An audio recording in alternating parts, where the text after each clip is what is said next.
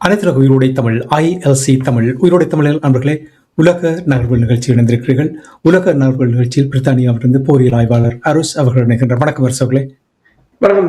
அனைத்துலக உயிரோடு தமிழ் உறவுகளுக்கு அன்பு எழுந்த வணக்கம். தொடர்ச்சியாக உலக நகர்வுகள் நிகழ்ச்சியில் ஈரான், அமெரிக்கா, இஸ்ரேலுக்கு இடையிலான போர் தொடர்பான விடயங்களை பார்ப்போம். தொடர்ந்தும் தாக்குதல்கள் நடைபெற்றுக் கொண்டிருக்கின்றது. கடந்த நிகழ்ச்சியில் நாங்கள் உரையாடும் பொழுது இலங்கை கடற்பரப்பில் வைத்து ஈரானுடைய போர்க்கப்பலை அமெரிக்கா தாக்கிய விடயங்களை நீங்கள் தந்திருந்தீர்கள். அப்பொழுது 182 பேர் அந்த கப்பலில் இருந்தார்கள். அதில் 80க்கும் மேற்பட்டவர்கள் இறந்ததாகவும் சிலர் தப்பியிருப்பதாகவும் இன்னும் சிலர் காணவில்லை என்ற செய்திகள் நீங்கள் கூறினீர்கள். இப்பொழுது வருகின்ற செய்திகளை பார்க்கும் பொழுது இரண்டாவது கப்பலும் அங்கே வந்திருப்பதாக, அந்த கப்பல் தப்பியிருப்பது போல் தெரிகின்றது. இது தொடர்பாக நீங்கள் என்ன அறிந்திருக்கிறீர்கள்? உண்மைதான். இரண்டாவது கப்பல் IRIS புஷர், அந்த கப்பல் இந்த கப்பலை விட பெரிய கப்பல். அது ஒரு சப்ளை கப்பல். அது 250 மாலுமிகளை கொண்ட கப்பல். பிப்ரவரி மாத நடுப்பகுதியில் இலங்கைக்கு அது ஒரு பயணத்தை மேற்கொண்டிருந்தது. அதற்கு பிறகு அது போகிறதுக்கு முன்னர் சண்டை தொடங்கியதால் அது நடுக்கடலுக்கு நின்றது. திரும்ப வந்து அது இலங்கையிடம்தான் கேட்டிருந்தது, அந்த இரண்டாம் நாங்கால போக முடியாது என்று. அப்ப உங்களுக்கு தெரியும், முதலாவது கப்பல் IRIS டீனா வந்து தாக்கி அழிக்கப்பட்டது. அது ஒரு கொடூரமான சம்பவம். அதை இந்தியாவும் அமெரிக்காவும் இணைந்து தாக்கி அளித்ததாகத்தான் இப்போதைய தகவல்கள் தெரிவிக்கின்றன. அதனை இந்தியாவுக்கான ஈரானிய தூதுவர் அம்பாசிடர் முகமது ஃபட்டாலியும் அதை உறுதிப்படுத்தியிருக்கிறார். அவர் கூறியிருக்கின்றார், இந்தியா இதுவரையில் அந்த கப்பலில் பயணித்தவர்கள் இறந்ததுக்காக இதுவரையில் ஈரானை தொடர்பு கொள்ளவும் இல்லை, என்னென்று கேட்கவும் இல்லை. இந்தியாவின் அழைப்பின் பேரில் தான் அந்த கப்பல் வந்தது. அந்த கப்பல் 19 நாடுகளின் கப்பலுடன் இணைந்து ஒரு அதாவது எக்ஸசைஸுக்கு வரும்போது அது அன்ஆர்ம்ட் என்றுதான் சொல்லுவார்கள். இந்தியாவுடன் தான் இருந்தது. இந்தியாவின் அரச தலைவர் தான், பிரதமர் இல்லை, அரச தலைவர் தான் கமாண்டர் இன் சீஃப். அவர் தான் அதற்கு தலைமை தாங்கியவர். ஆனால் அதில் பயணித்தவர்கள் இறந்தது தொடர்பாக எதுவும் பேசக்கூடிய இல்லை என்று. இலங்கை உதவிக்கு வந்ததே தவிர இந்து சமுத்திர பிராந்தியத்தின் மிகப்பெரிய வல்லரசு என்று சொன்னது அந்த அபாய குரலை கேட்டு கூட திரும்பி பார்க்கவில்லை என்பது தான் வரலாறு. இப்ப அடுத்ததாக நீங்கள் பார்த்தீர்கள் என்று சொன்னால் இன்னொரு கப்பல். அப்ப இந்த முதலாவது கப்பலில் அடித்ததிலும் இலங்கைக்கும் ஒரு பங்கு இருக்கிறது. அப்ப தீனா கப்பல் வந்து 11 மணி நேரத்துக்கு முதலே இலங்கையிடம் கேட்டது, காலி துறைமுகத்துக்கு நாங்கள் வர அனுமதிக்குமாறு. 11 மணித்தியாலங்கள் அவர்கள் காக்க வைக்கப்பட்டார். அதாவது இலங்கைக்கு அமெரிக்காவிடம் பசிபிக் கட்டளை மையத்திடம் இருந்து தகவல் வந்திருக்க வேண்டும், நீங்கள் அவர்களை கடலில் வைத்திருங்கள், நாங்கள் அடிப்போம்.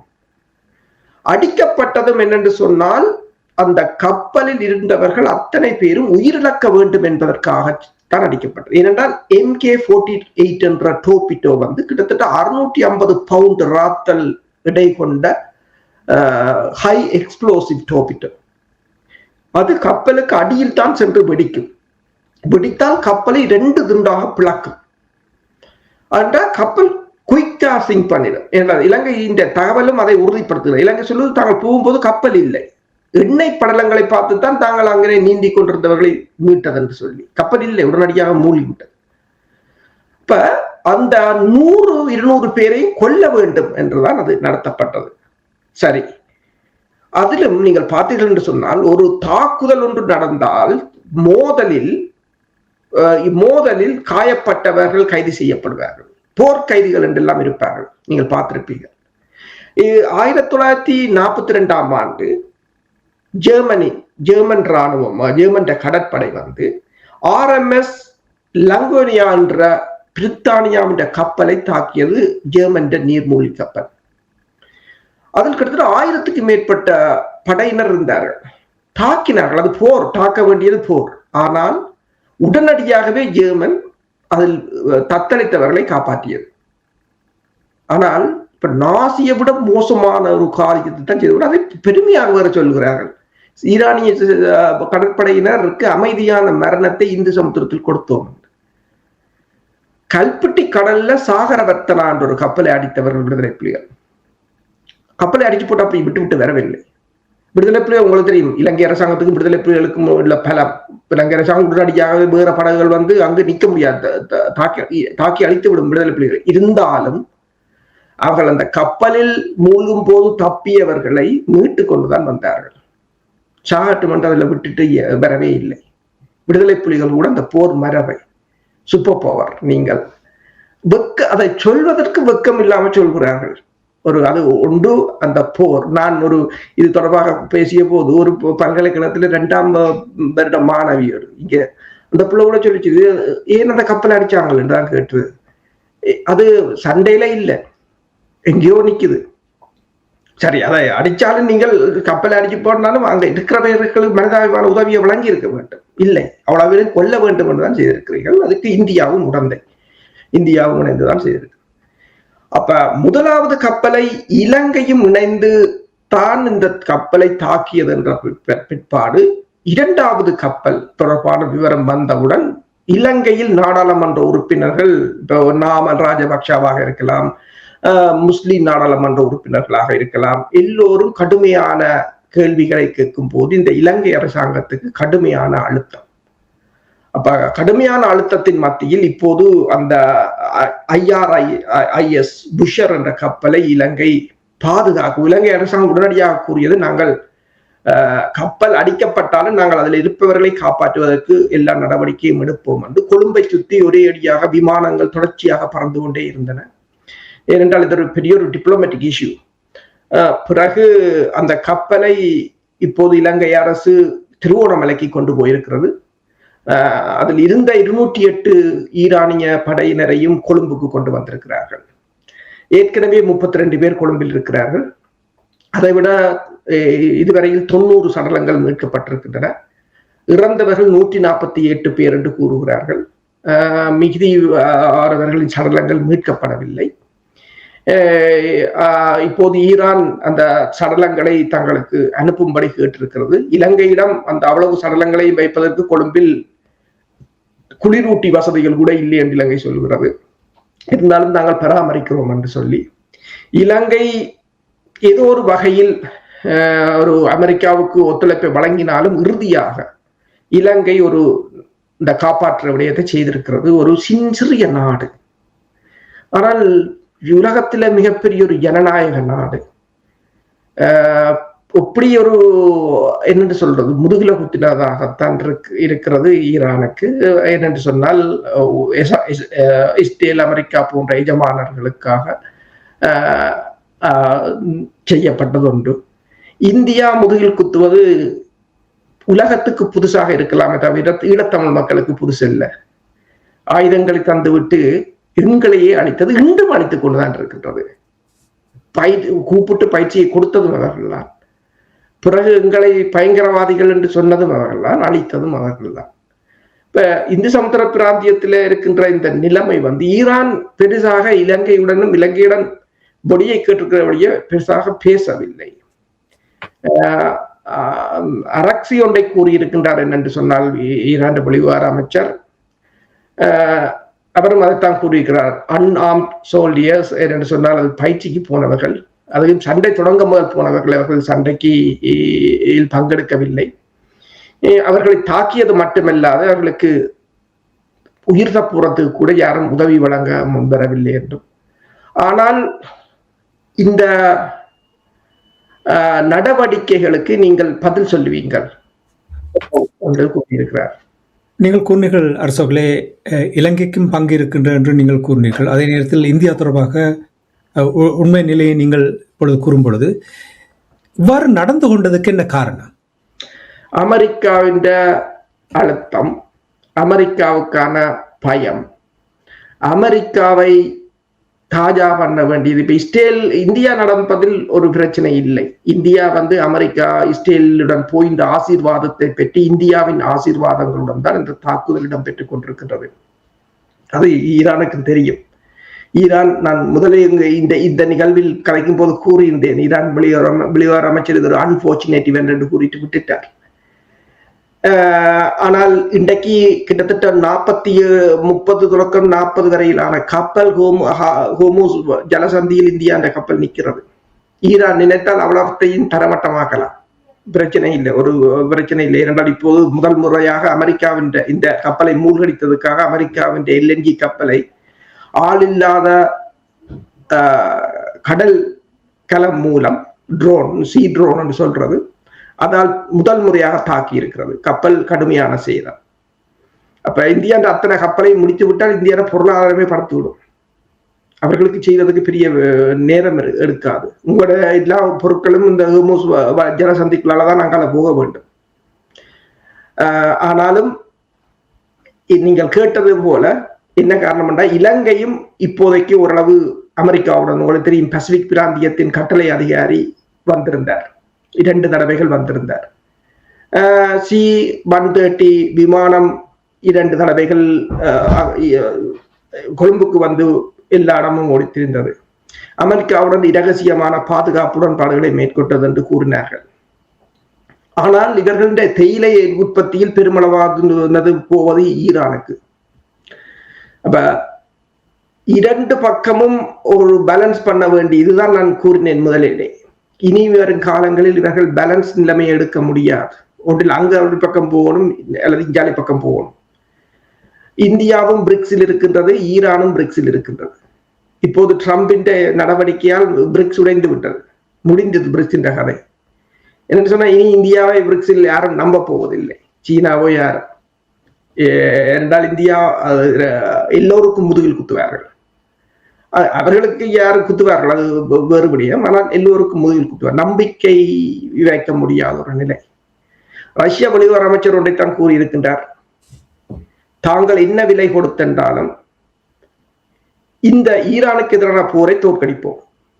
ஏனென்று சொன்னால், இந்த இவர்கள் செய்கிறவர்கள் அனைவரும் தங்கள் மூலோபாய நண்பர்கள், எங்கள் மூலோபாய நண்பர்களை தேடி தேடி அடித்துக் கொண்டிருக்கிறார்கள்.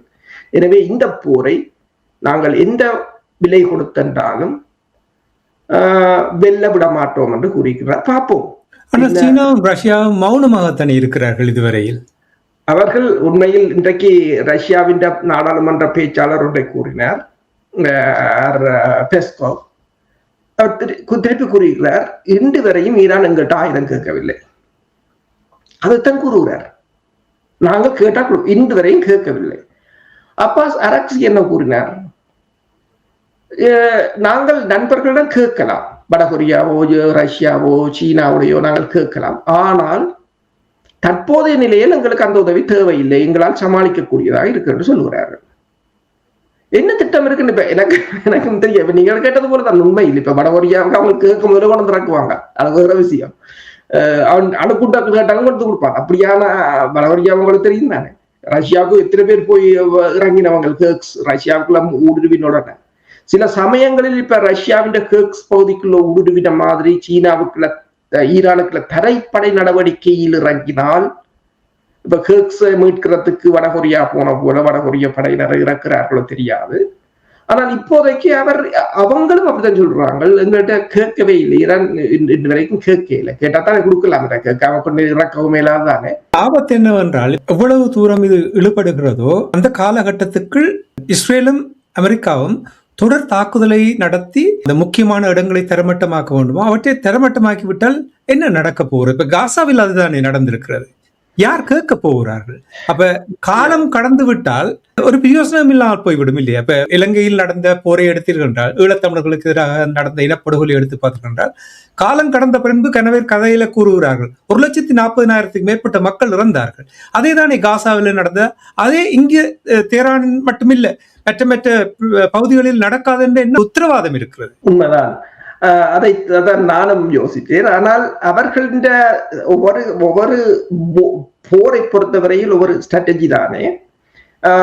அவர்களுடைய ஸ்ட்ராட்டஜியை பொறுத்தவரையில் இப்ப நீங்கள் பார்க்கலாம், ஏவுகணைகள் எல்லாம் ஒரு கொஞ்சம் மட்டுப்படுத்தப்பட்ட அளவில் தான் பயன்படுத்துகிறார்கள். சிலர் கூறுகிறார்கள் அவர்களுடைய லோஞ்சர்ஸை எல்லாம் அடித்து விட்டார்கள் அப்படி இப்படி என்று. அவங்களுக்கு தெரியும் லோஞ்சர்ஸ் அடிப்பார்கள், எத்தனை நாளைக்கு நாங்கள் தாக்கு பிடிக்கலாம் என்றதெல்லாம் அவர்களுக்கு ஒரு கணக்கு போடாமல் இருக்க மாட்டார்கள். ஆனால் அவர்கள் என்னென்று சொன்னால் மெல்ல மெல்ல இந்த போரை இழுத்தால், இப்போ ஒரு கிழமைக்கு இந்த போரை இழுத்தாலே இவர்களால் மூச்சு விட முடியாத ஒரு நிலை. என்னென்று சொன்னால் இப்ப டொமஹாப் ஏவுகணைகள் எல்லாம் அமெரிக்கா வந்து ஒரு போர்ட்ல தான் அதை நிரப்பலாம், துறைமுகத்துல தான் அந்த லோட் பண்ணலாம். மிடில் ஈஸ்ட்ல எந்த துறைமுகமும் இல்லை. 5வது ஃபிளீட் வச்சிருந்தாங்க, இல்ல ஒன்றும் இல்லை, எல்லாம் கையகப்படுத்தப்பட்டதுன்னா எல்லாம் ஈரான் கண்ட்ரோலுக்குள்ள ஒரு துறைமுகத்தையும் பாதிக்க முடியாது. எனவேதான் இப்ப டியாகோ காசியோ துறைமுகத்தையும் இந்தியாவின் துறைமுகத்தையும் பாவிக்கிறார்கள். இந்தியாவை மறுத்திருக்கிறது, ஆனால் இந்தியாவுடைய துறைமுகத்தை தான் பாவிப்பதாக கூறுகிறார்கள், அல்ல டியாகோ காசியாவை பாவிப்பதாக கூறுகிறார்கள். அப்ப அதுல இருந்து திரும்பி அங்க லோட் பண்ணி போட்டு திருப்பி அங்க போறது என்று சொன்னால் 7 நாள் எடுக்கும் அதுக்கே. அப்ப கடலுக்குள்ள வச்சுதான் ரீஃபியூலிங் எல்லாமே செய்ய வேண்டிய ஒரு நிலை. இப்போ ஈரான் என்ன இப்ப இன்றைக்கும் பார்த்துக்கிட்டு சொன்னால் அமெரிக்காவோட அத்தனை தளம் மீது அடி விழுந்து கொண்டிருக்கின்றது. குவைத்துல கொட்டையில் தாக்கப்பட்டிருக்கிறது, அசர்பைஜான் தாக்கப்பட்டிருக்கிறது, இஸ்ரேல் டெல் அவீவ் பகுதியிலிருந்து தாக்கப்பட்டிருக்கிறது. என்னென்றால் ஒரு நாளைக்கு 1 பில்லியன் அமெரிக்காவுக்கு சும்மா அந்த குண்டு வீச்சுகள் தாக்குதலுக்கு மட்டும் ஒரு நாளைக்கு 1 பில்லியன் போய்கொண்டிருக்கிறது என்று சொல்கிறார்கள். அடுத்ததாக ஏவுகணைகள் எல்லாம் ஒரு ஏவுகணைக்கு கிட்டத்தட்ட சில சமயங்களில் 4, சில சமயங்களில் 15 இன்டர்செப்டர்கள் யூஸ் பண்றாங்க என்று சொல்லப்படுகிறது. பிரச்சனை என்னன்னு சொன்னால் ஈரானை பொறுத்தவரையில் ஈரான் வான்படையாக இருக்கலாம், கடற்படையாக இருக்கலாம், அது வந்து நாங்கள் முதலுக்கு அதை கதைத்தது போல அமெரிக்காவுக்கு மேட்ச் பண்ண முடியாது. அது பலம் போர்கள் அப்படித்தான். இப்ப உக்ரைனையும் ரஷ்யாவுக்கும் மேட்ச் பண்ண முடியாது. உக்ரைன் வான்படை இல்லை, கடற்படை இல்லை, தரப்படையும் இல்லை. டாங்கி உக்ரைன் ரஷ்யா சண்டை தொடங்கிய போது ஐரோப்பாவிலேயே மிகப்பெரிய டாங்கி படை உக்ரைனில் தான் இருந்தது ஐரோப்பாவில். ஆனா பிறகு போலந்து 300 டாங்கி, ஜெர்மன் 100 டாங்கி, 200 டாங்கி, அமெரிக்காண்ட அப்ராம கூட கொண்டு இறக்கினார்கள், எதுவும் இல்லை. இந்த போர் அன்றைக்கு அப்படித்தான். இது ஒரு ஏசிமெட்ரிக் வார்ஃபேரா தான் இருக்க போகுது. இப்ப சமச்சீரற்ற இந்த போர்ல வந்து இந்த பொருளாதாரம் தான் இந்த போருண்ட முடிவை தீர்மானிக்க போறது. அப்ப போருண்ட நீட்சி, அப்ப ஈரான் ஏதோ ஒரு ஸ்ட்ராட்டஜி அல்லது தலைமைப்பிடம் விழுந்ததும் இப்ப ட்ரம்பின் கணக்குப்படி 2 அல்லது 3 நாள் தான் இந்த போர் என்று தான் யோசிக்கும். 2 அல்லது 3 நாள் விழுந்ததும் எல்லாரும் கையெழுத்திடுவாங்க அல்லது அங்கே தொடங்கிடுவாங்க என்றுதான் முடிஞ்சது. அது இப்போதைக்கு நடைபெறாத மாதிரி இருக்கிறது. இப்ப நீங்கள் சொன்னது போல அழிவுதான், அழிவு நியாயமா இருக்கிறது. அவர்கள் பெருமளவான இப்ப டீகோயல இப்ப அன்றைக்கு நேற்று ஒரு M17 ரக உலங்கு வானூர்தி அடித்தது என்று கூறினார்கள். பிறகு பார்த்தா அந்த உலங்கு வானூர்தி அவங்க தரையில வரைஞ்சிருக்கிறாங்க. அதாவது மேல இருந்து பார்த்தா உலங்கு வானூர்தி நிக்கிற மாதிரி தான் தெரியும், அதை அடிச்சிருக்கிறாங்க. அப்ப ஒவ்வொன்றையும் அப்படி டீகோய் அதுகள் என்று, ஆனால் இழப்புகளும் இருக்கு. நீங்க சொன்னது இப்ப இதுவரையிலும் 1200 1300 பேர் கிட்டத்தட்ட மக்கள் இறந்திருக்கிறார்கள் காபட் பம்மிங்னாலே. அப்ப ஆனால் இப்ப இந்த கப்பலை கூட நீங்கள் பார்க்கலாம், 150 பேர், 150 கடற்படையினர் இறந்தது என்பது 2ஆம் உலக போருக்கு பிறகு வந்து ஒரு பெரிய தொகை, இப்படியான தொகை.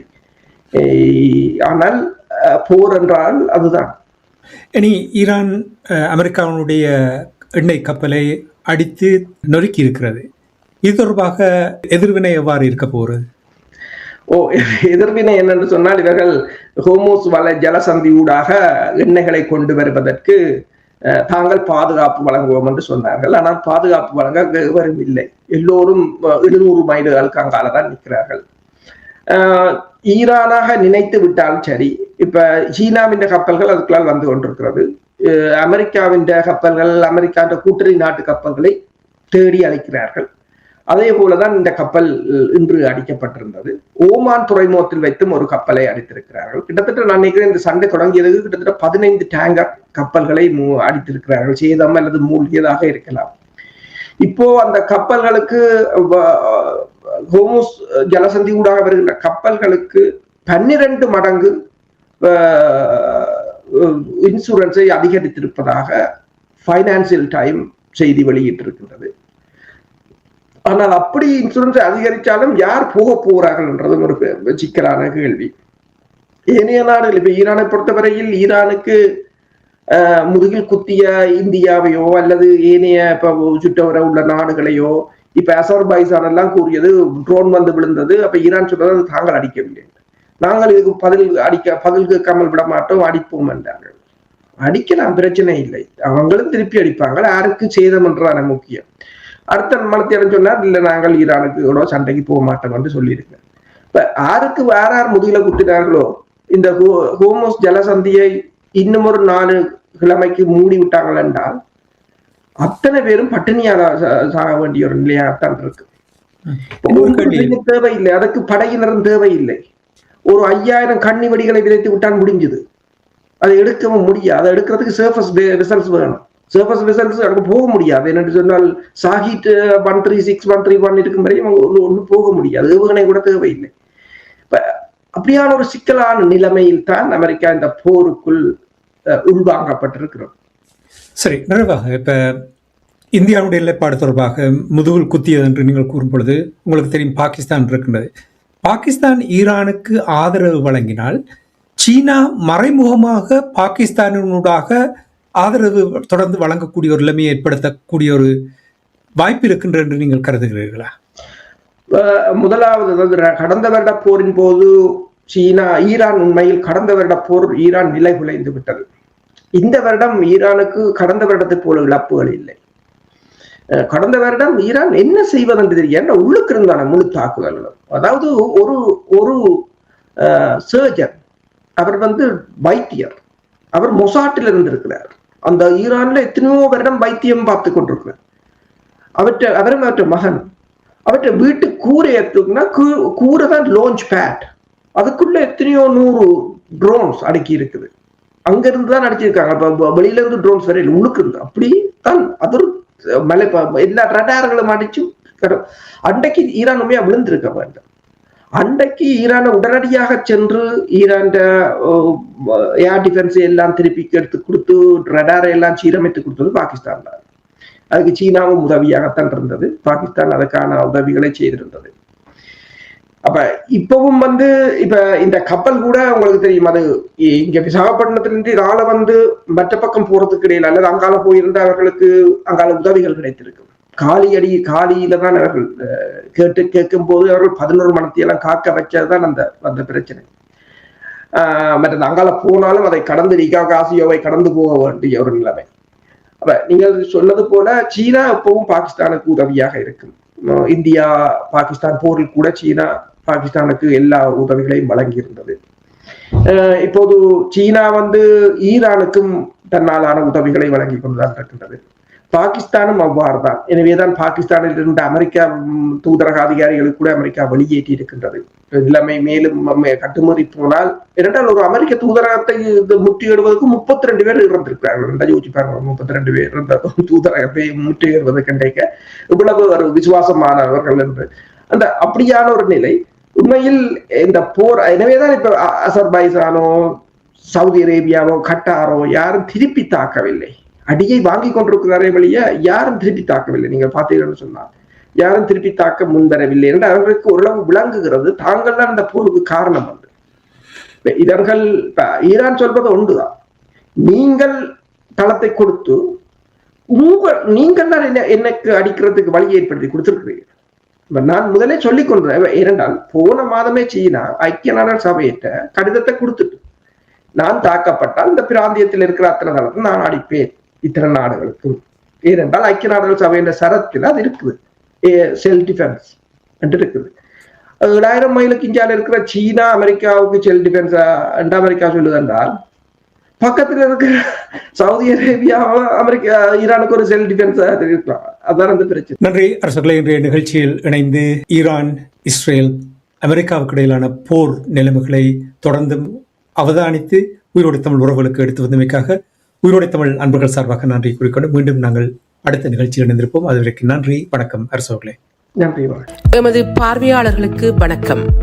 மக்களின் குரலாய் ஓங்கி ஒலிக்கும் இலக்கு மின்னிதழ் மற்றும் உயிரோடை தமிழ் வானொலி ஆகிய இவ்விரு ஊடகங்களும் உங்களைப் போன்ற எமது நேயர்கள் நண்பர்களின் ஆதரவிலேயே இயங்கி வருகின்றன. மிக குறைந்த வளங்களுடன் பல இடர்கள் மற்றும் தடைகளை தாண்டி பயணிக்கும் எமது ஊடகங்களின் பணிகள் மேலும் வளர உங்களால் முடிந்த நிதியுதவியை வழங்கி இன்னும் காத்திரமான செயற்பாடுகளை முன்னெடுக்க உதவுமாறு மிகவும் பணிவன்புடன் வேண்டி நிற்கின்றோம். உங்கள் பங்களிப்பு உங்களின் உரிமை குரலாய் ஓங்கி ஒலிக்கும். நன்றி.